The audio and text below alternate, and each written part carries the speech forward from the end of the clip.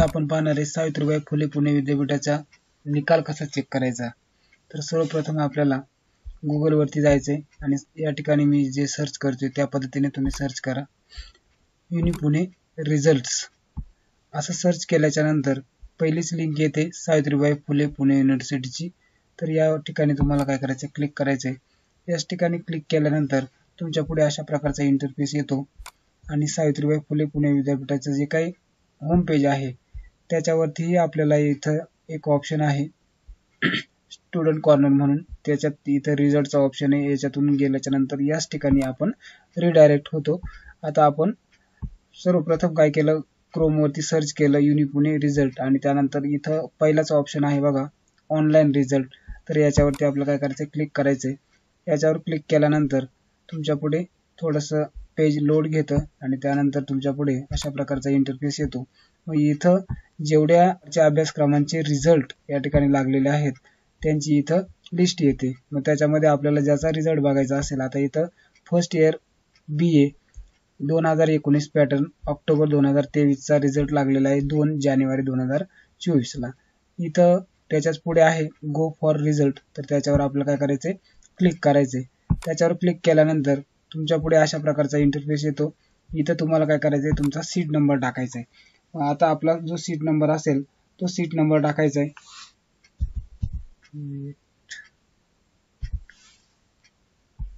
आणि इथं आपलं आईचं नाव टाकायचंय, जे नाव आपलं असेल ते नाव इथं टाकायचंय। आपल्या हॉल तिकीट वरती व्यवस्थित बघून टाकायचंय। तर इथं मी नाव टाकतोय, चेक रिझल्ट नावाचा ऑप्शन आहे, त्याच्यावर क्लिक केल्यानंतर तुमच्या पुढे अशा प्रकारे तुमचा रिझल्ट या ठिकाणी दिसतो। आता हा जो रिझल्ट आहे तर हा रिझल्ट तुम्हाला इथं बघा पूर्वी पर्सेंटेज मध्ये यायचं, परंतु आता क्रेडिट पॅटर्न आलेला आहे तेव्हापासून तुम्हाला अशा प्रकारे इथं SGPA मध्ये रिझल्ट दिसतो।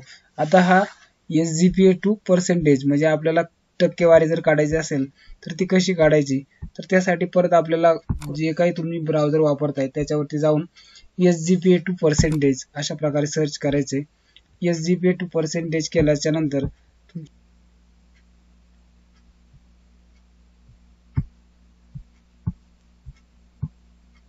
इथे आपल्याला काय टाकायचे, तर आपल्या मार्कशीट वरती असतात ते टाकल्याच्या नंतर इथं आपल्याला SGPA टू पर्सेंटेज म्हणजे कन्वर्ट या ठिकाणी झालेलं, म्हणजे इथं 59.20% अशा प्रकारे याचं जे काही टक्केवारीमध्ये रूपांतर आहे तर ते आलेलं आहे।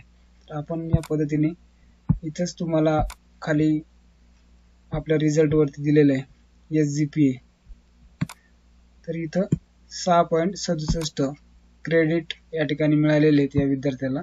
तर ते इथं आपण टाकायचे आणि त्यानंतर कॅल्क्युलेट नावाचा ऑप्शन आहे त्याच्यावर क्लिक केलं की लगेच इथं आपली पर्सेंटेज खाली दिसते। तर अशा प्रकारे तुम्ही तुमचा रिझल्ट पाहिल्याच्या नंतर त्याची टक्केवारी वगैरे काढू शकता। आता आणखीन एक दुसरा पर्याय आहे ज्याच्यातून आपण हा सावित्रीबाई फुले पुणे विद्यापीठाचा जो काही वेगवेगळ्या अभ्यासक्रमांचा रिझल्ट आहे तो पाहू शकतो। आपल्याला सर्वप्रथम काय करायचं, unipune.ac.in या वेबसाईट वरती गेल्यानंतर सावित्रीबाई फुले पुणे विद्यापीठाचं होम पेज ओपन होतं। त्याच्याच मध्ये आपल्याला होम टॅबच्याच लाईनला इथे आहे बघा स्टुडंट कॉर्नर, तर याच्याच खाली 4 नंबरचा ऑप्शन आहे। स्टुडंट कॉर्नरच्याच खाली बरोबर इथं 4 नंबरचा ऑप्शन आहे रिझल्ट। तर या रिझल्ट वरती क्लिक केल्यानंतर पुन्हा आपण मगाशी ज्या पद्धतीने इथं रिझल्ट वरती आलो होतो तिथेच येऊन पोहोचतो। त्यानंतर इथं ऑनलाईन रिझल्ट आणि मग ऑनलाईन रिझल्टच्या त्याच्यावर क्लिक केल्यानंतर तुमच्या पुढे अशा प्रकारे जे अभ्यासक्रमांचे रिझल्ट लागलेले आहेत ते सगळी लिस्ट इथं या ठिकाणी येते।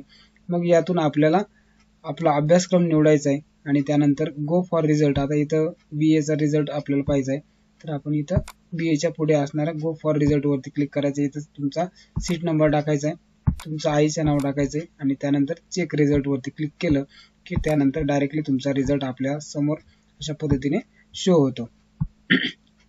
तर अशा प्रकारे या ठिकाणी तुमचा रिझल्ट या ठिकाणी दिसल्यानंतर तो जो रिझल्ट आहे हा SGPA मध्ये दिसतो आणि या SGPA चं आपल्याला रूपांतर पर्सेंटेज मध्ये करण्यासाठी आपल्याला जी काही लिंक आहे वेबसाईटची ज्याच्यावर ऑनलाईन पद्धतीने आपण हे पर्सेंटेज करू शकतो किंवा कन्वर्ट करू शकतो, तर त्याची लिंक या व्हिडिओच्या डिस्क्रिप्शन बॉक्स मध्ये तुम्हाला मिळून जाईल।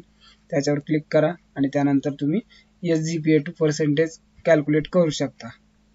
आता इथं मी या ठिकाणी तुम्हाला करून दाखवलेले आहेत. जर समजा आपण इथं 6.50 केलं तर त्याचं कॅल्क्युलेट केलं की त्यानंतर इथं लगेच खाली पर्सेंटेज या ठिकाणी वेगवेगळे येतात.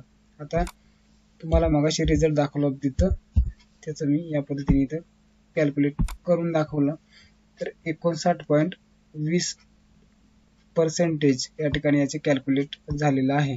अशा पद्धतीने आपला रिझल्ट आपण पाहू शकता. धन्यवाद.